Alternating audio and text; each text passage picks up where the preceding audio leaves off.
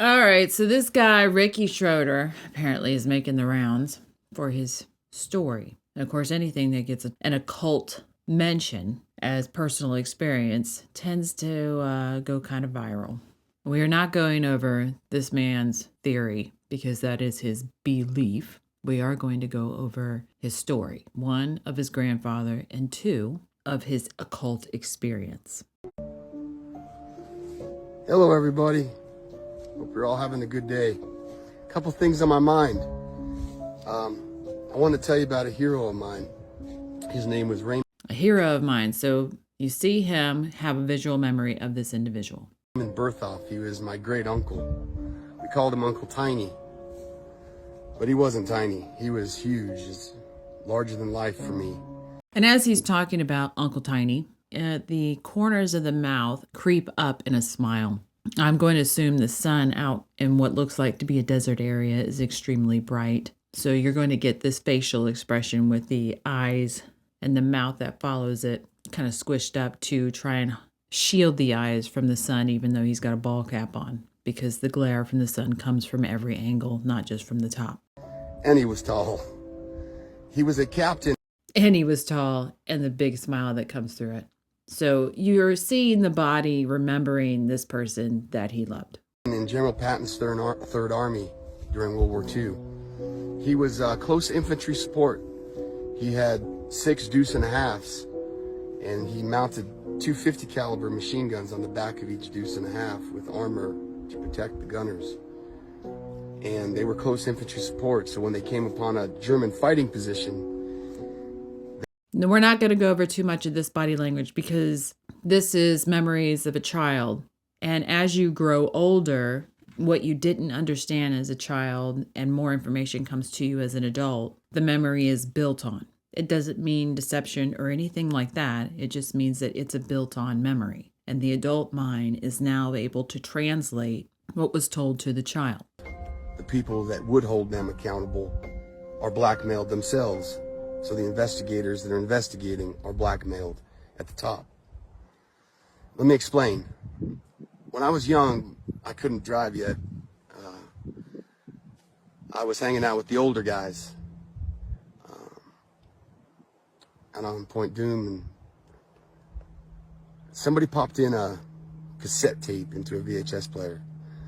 And there was a room with a body. I believe it was a male laying on a table.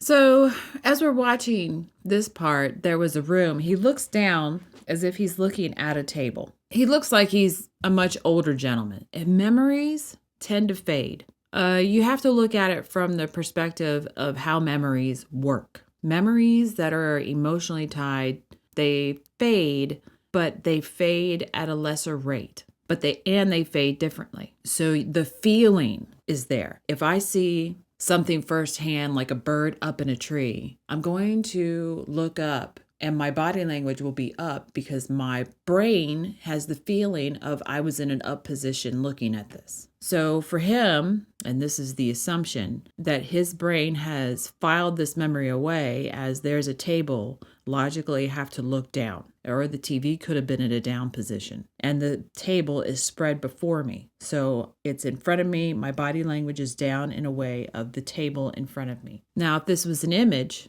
like a pure image, like let's say a piece of paper with writing on it, and it's a very old memory, generally the eyes, the mind has to close down. The eyes will close. The mind will kind of quiet down everything else to focus in and try and bring that memory into detail. So these are the key things we're looking for. Someone struggling to bring that memory to the forefront, to that RAM part of our brain that is within reach. And people came around the room. It was dimly lit, but they had hoods and robes on. And they had some sort of ritual. So right there, you got the eyes that close. It's like, what was it? I'm pulling it. I'm dragging it. It's a ritual. Now, mind you, because the brain is struggling to bring this very old memory to the surface, it's also interpreting. It has to construct what it does know and what it doesn't know. It's filling in the holes that are from the memory. That doesn't mean that there was no ritual. That's not what it means. It just means it's struggling. Like if I were to see a Catholic mass or their ritual of bringing lights and candles back and forth, it would be ritualistic. So the mind sits there and says, I see a ritual. I'm filling in the holes. And that's the problem with really old memories. But as we see here, he really is dragging up a memory. And these are the holes that we're seeing. Where they took out a knife and they cut him down the side. It was his right side. And here's another good spot. So he's got the body language and he's mimicking it. And this helps the brain too bring that memory, because if he can mimic that, the body itself is helping to bring that memory. And then you see him as he twists to sit there and represent how he saw the individual. And because he had to turn away from the camera and that the camera is the audience, then his looking at this individual that was cut was away from the camera view. It was the furthest point. They took out parts of him and the blood started flowing. And they were chanting. And there was women there, and they took off their clothes. And then they took the blood and they smeared it on their bodies and started to be sexual with each other. It was quite disturbing. So now we're seeing this part, and he's struggling to get through it. And I want to go back and look. And there was women there, and they took off their clothes. So there's something that struggled to come out verbally, but it didn't struggle in the mind. And that's where we see a separation. There was women there. Gender usually is not something that you have to struggle with in a memory. It's one of those mental items that a person will remember gender unless the individual is clothed in a way that you cannot decipher it, because it's one of the first things that a human being wants to know, male or female, because there's different ways we greet each other depending on the sex. That part always sticks. And then they took the blood and they smeared it on their bodies.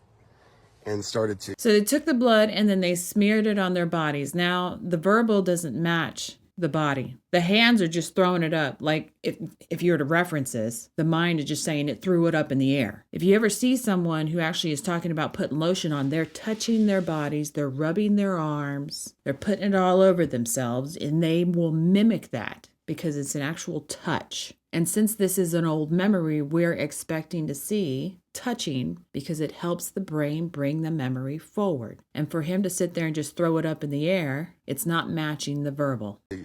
Be sexual with each other. We're seeing some hard swallowing. We're not looking too much at the camera anymore. It was quite disturbing to see. And so they gave me the cassette, and I took the cassette to somebody I trusted. And we watched it. And so you see him rubbing his eyes and his face, getting away from that time memory. You look back in your life and there's certain scenarios that have played out in your life that you do not want to have in your memory. And this would be an appropriate reaction to it. They said, never watch that again and give it back to whoever gave it to you. So in this part, he actually gives very good eye contact, steps forward to give the emphasis and the sternness of what this person had told him. So I did that, but I was always confused about why.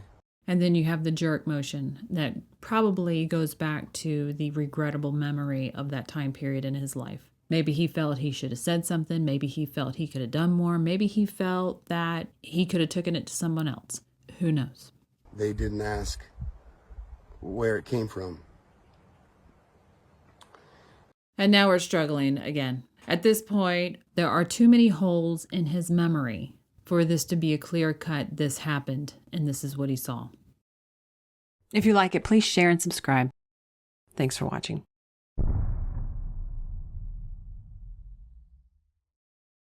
If you'd like to learn more about analysing body language, there is a video course available on Mandy's website for gold subscribers.